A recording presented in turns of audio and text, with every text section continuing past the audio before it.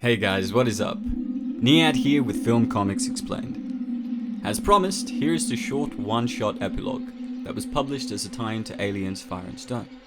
This comic picks up with the Marines arriving on Hadley's Hope with Ripley. It intersplices scenes we know from the movie Aliens with new information to progress the story of Fire and Stone. We pick up on LV-426 where we have the Marines going through the processing station looking for the colonists. We are told that they had never seen anything like what they had found on Sublevel 3, where some secreted resin had now completely covered the entirety of the area they're in. We have the familiar scene of Apone collecting the magazines from everyone's pulse rifles and handing it to Frost to hold. We remember the reason for this was due to the fact that a pulse rifle could have ruptured a tank and caused the whole plant to explode. We have Hicks pulling out his shotgun, which he says he likes to use for close encounters. This movie was riddled with fantastic one-liners. We informed that they eventually found what was left of the colonists, before shit went sideways, as we see a chest burster pop out. We remember from the movie that the Marines were woefully underprepared.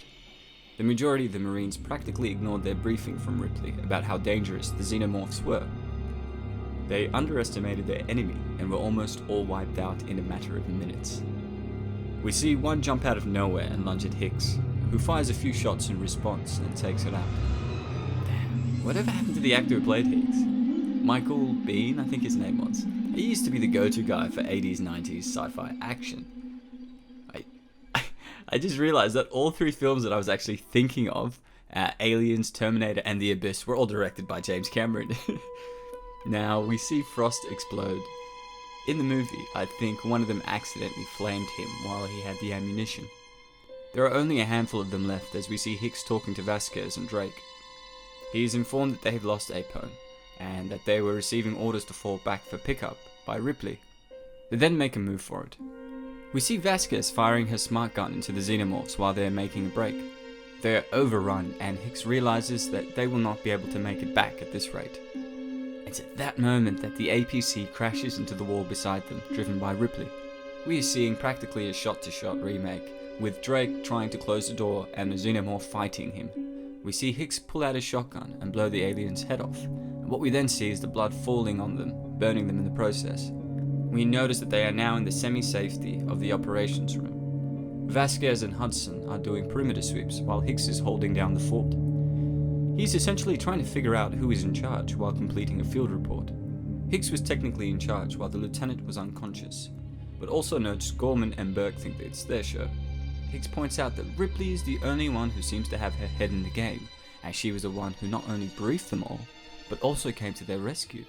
He takes a look at one of the computers. As he goes over the ground logs, he finds that one of the ships, the Onager, had left LV-426. Now, he's hoping that it was an empty, unmanned cargo run, as the possibility of the xenomorphs leaving this planet is a terrifying one. This thought, however, is cut by the sounds of the fire alarms. He asks Hudson and Vasquez to meet him in the medical labs. From the movie, we know that Burke had essentially locked Ripley and Newt in the med lab with a face hugger in the hopes of bringing a sample back home with him. And that is the end of Field Report. As I said, this was a short tie-in epilogue that was published after Aliens Fire and Stone. That's all that we have time for, but I have some good news.